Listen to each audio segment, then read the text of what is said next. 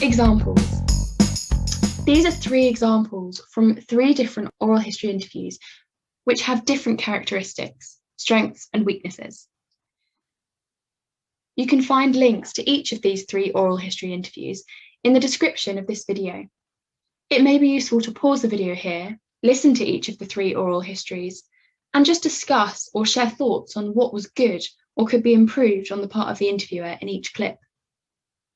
What we've just done is really great preparation for conducting your own oral history interview, and I would really recommend listening to as many oral history recordings as possible before your interviews.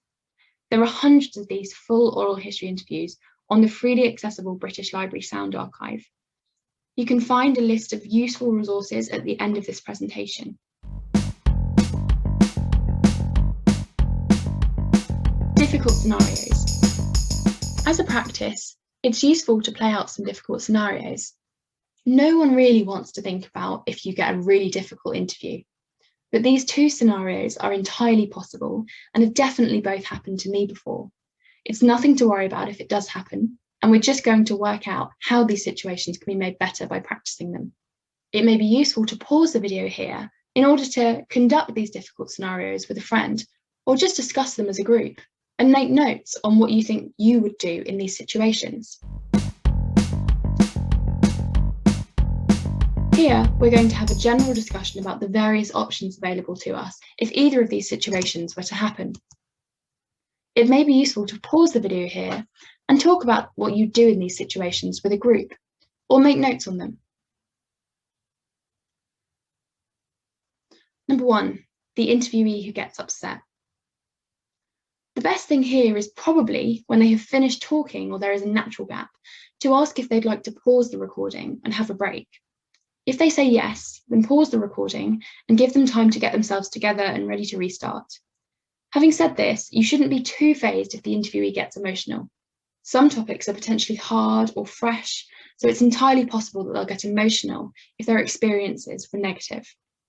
What I would say is that oral histories can run into problems when they become therapy sessions, and the interviewer takes on the role of helping the interviewee to work through their feelings.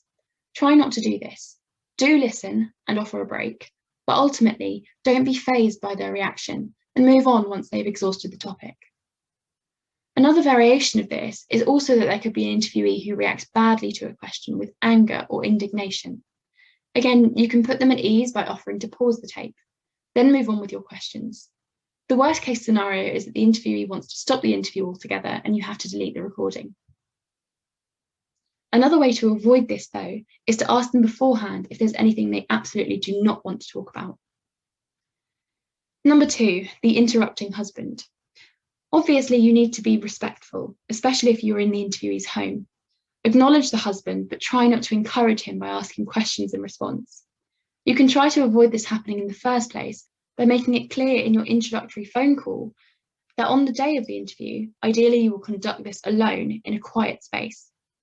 If it's unavoidable, try to steer your questions so they are more specific to the interviewee and their personal experiences or thoughts, beginning each question with their name to show you want them specifically to answer. This may give others less opportunity to interject. So to finish, there is a manual on the Elmbridge Museum website with everything that you need to know about how to conduct oral histories. This will help you with every step of the process.